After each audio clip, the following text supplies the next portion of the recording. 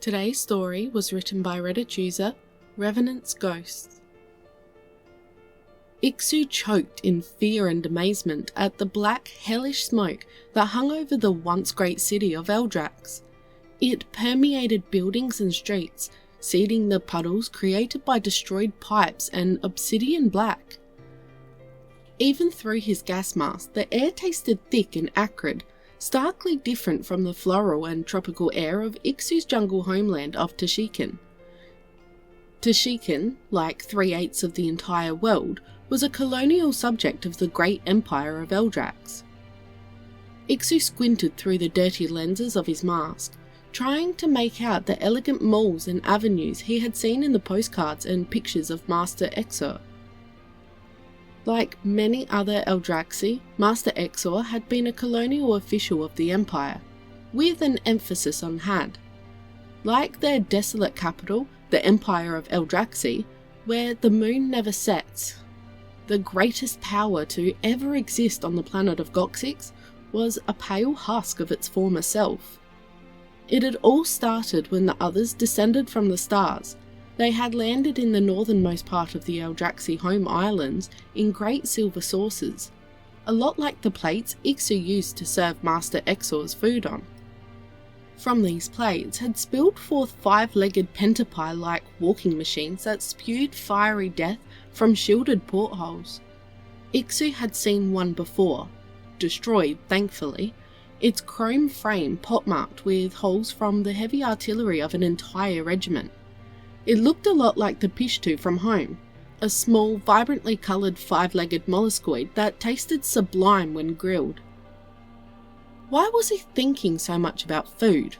A low rumble from both of Iksu's stomachs quickly confirmed his hypothesis. He was hungry.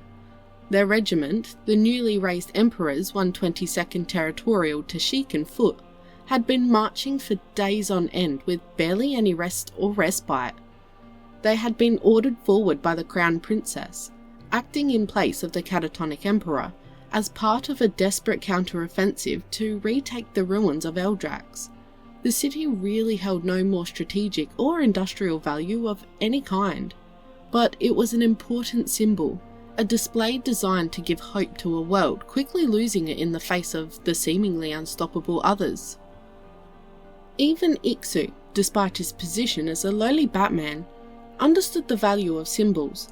After all, Colonel Exor still insisted on wearing his colonial sash and sabre. Iksu could barely hold back tears at the sight of it. The once royal blue of the sash was now barely visible under the thick film of grime that covered it. Colonel Exor had always complimented him on how well Iksu laundered his sash, and now he would have to completely replace it. After a little more marching, the regiment came to a halt in front of what Colonel Exor called the Grand Theatre of Eldrax. The regiment quickly moved inside, where the air was clean enough to allow the men to take off their masks. As Iksu gnawed on his issued hardtack and choked on the putrid mass of rotten flesh the Eldraxi insisted was canned beef, he stole a glance at Colonel Exor. He had barely touched the rations Iksu had prepared for him. Instead, he seemed to wander aimlessly around the auditorium. A look of longing and deep sadness flashed across his eyes as he ran a finger over a dull painting. A thin film of oil and grime came off, revealing a small portion of a vibrant mural. Iksu had heard Colonel Exor recount the great performances that he saw at this very theatre after his biannual trips back to Eldrax. Closing his eyes, Iksu tried to envision what the theatre must have looked like before the war. Cheering crowds, lavish costumes, great ensembles of talented musicians. Now empty seats, abandoned outfits, the bones of men, women and children. Suddenly, Iksu felt his last piece of hardtack snatched from his hands. His eyes flew open, searching for the perpetrator, as his comrades laughed heartedly at the theft. A young male, practically a child compared to Iksu, was half laughing, half choking as he scarfed down the last piece of Iksu's hardtack. Maybe because he felt the hallowed nature of the theatre, a mass grave for hundreds of innocents. Maybe because he feared for his mate and younglings back in Tashikan. Maybe because he feared facing the invincible others. But certainly for a reason that he could not vocalise right then, Iksu dove at the offender in a flurry of fists and insults. Everyone froze in surprise for a split second before cries and intervening hands pulled Iksu away from the young male. Iksu felt a sense of smug satisfaction for a second as he observed the younger male's rapidly swelling eye. This satisfaction was rapidly replaced by shame as Colonel Exor strode over and began to harshly admonish Iksu. "Really, Iksu? I expect better of you," Colonel Exor disappointedly remarked as he examined the other male's injury. "Sorry, sir," Exor replied, somewhat sheepishly, his signifier tendrils on the back of his mane turning bright yellow in embarrassment. "Just look at what you have done to young Ixalu. The poor lad's barely going to be able to put on his mask." Before Colonel Exor could continue, a massive silver leg came crashing through the roof of the theatre. The dispute was quickly forgotten as the Tashikan infantry immediately dove for their rifles like they were drilled and began shooting at the leg. Colonel Exor immediately drew his sabre and revolver and began shouting orders. "Concentrate your fire on the joints, boys! Spread out! Spread out!" No sooner had the colonel screamed the last order than a bright purple beam carved a horrific swath through the company near the stage. Thankfully, most had managed to disperse in time, dodging the deadly destruction wrought by the other's beam. But a chunk of the company, some 40 or so men, had not been so fast or lucky. Their mangled corpses lay where they fell. But the beam was not the worst of it. Soon the black smog began to pour in from outside. Men scrambled for their masks as the fog fell upon them. Those who had practiced enough lived. Those who didn't died, writhing in silent agony as the smoke solidified in their lungs, literally turning the organs to stone. Colonel Exor had left his mask with his rations, far away from Iksu's little cluster. Too far. Iksu quickly reacted, pulling his mask from its bag and jamming it into Colonel Exor's chest. Before the man could protest, Iksu quickly silenced him with an "I'll manage, sir. You must live and see Madame Exura again." Reluctantly, Colonel Exor donned the mask while Iksu quickly helped young Ixalu don his. Their fight long forgotten. Having done his duties, Iksu began to rapidly fire at the joint of the other's walker, cursing them, their mothers, their fathers, and their damned ancestors every time he racked the bolt of his rifle. The fury of a man who had consigned himself to death. The world became just him, the sights of his rifle, and the leg of the hideous machines that were bringing doom to his world.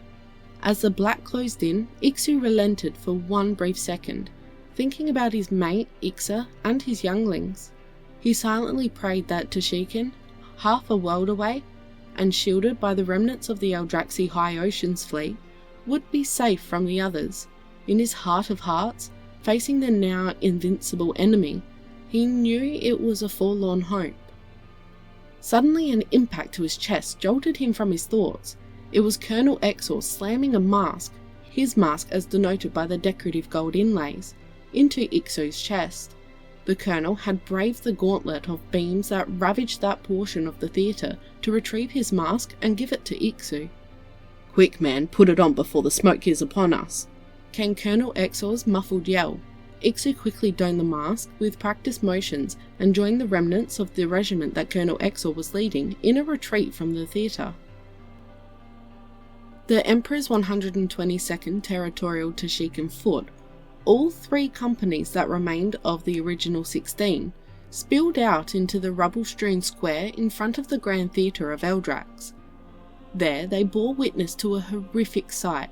6 other walkers surrounded the Grand Theatre, encircling the poor unit.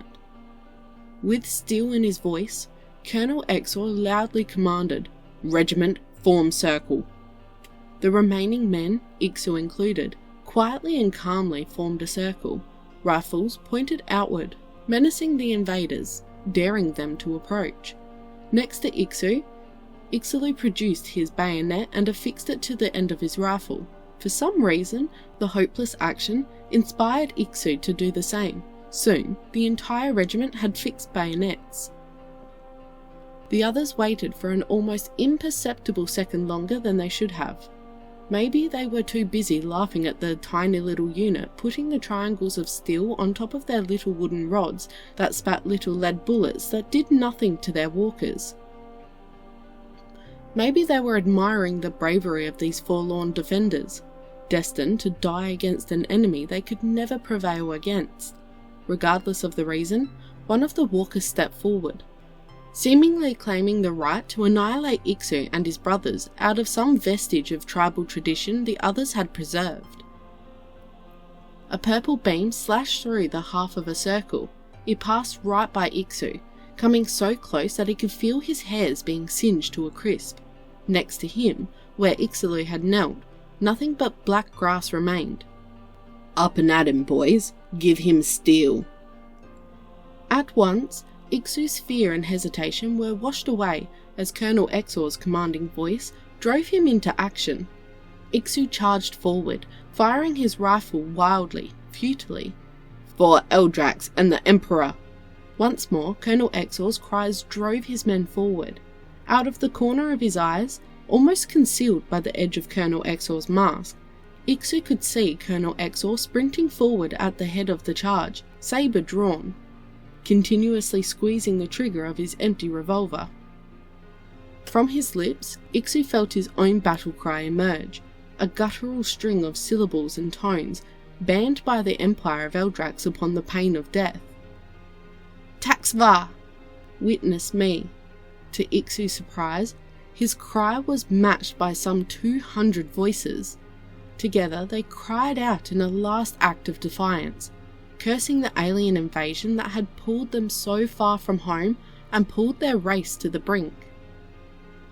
Almost contemptuously, the walker let loose its beams. A deathly pillar of purple filled Ixu's vision.